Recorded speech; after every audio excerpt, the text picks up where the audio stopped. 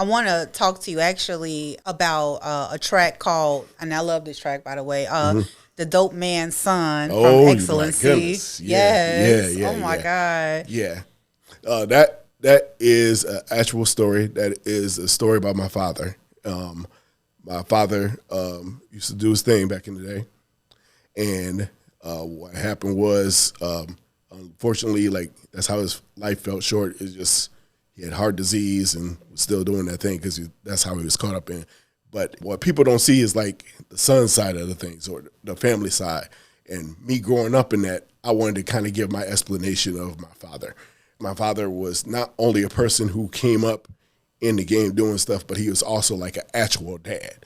So he wasn't just like out in the streets doing everything like the general stereotype of what drug dealers do involved in stuff like that. My dad was actual dad. He was there for football games. You know, he wasn't out cheating on everybody. He was like with my mom.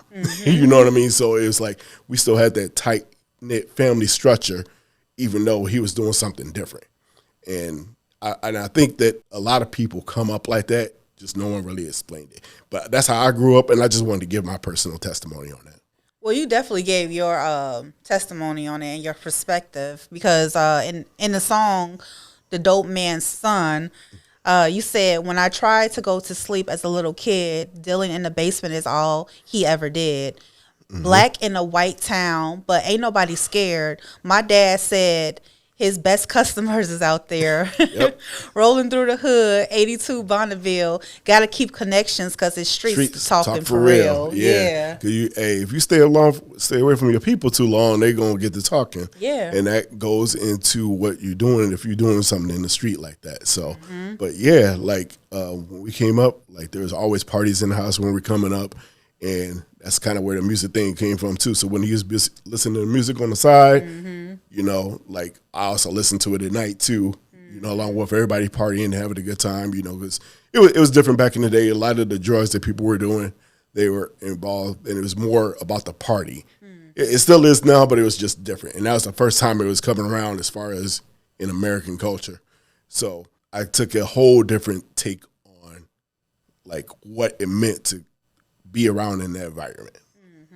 And then just, you know, the 82 Bonneville, that was his car. And this is for me growing up in this, so I'm taking my word for this. Seriously. Like, there are way more people of the Caucasian persuasion who do drugs than black people.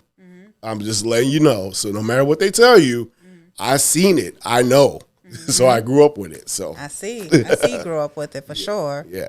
And that's what made it a great track for me. It was very visual. Very visual. And sorry for your dad passing too. No problem. I appreciate it. I'm the dope man son. I don't like antics. Cool in the spot. I don't get frantic. I done seen it all, but ain't crossed the Atlantic. Game wants your love, but you can't be romantic. Gun room caked up, they done been on that white. Flower power on the stove, make them feel right. When I try to go to sleep as a little kid, dealing in the basement was all he ever did. Black in the white town, but ain't nobody scared. My dad said his best customers is out there. Rolling through the hood, 82 Bonneville. Gotta keep connections cause the street talk for real. We staying in school, he all about our grades. And during football practice, he always stayed.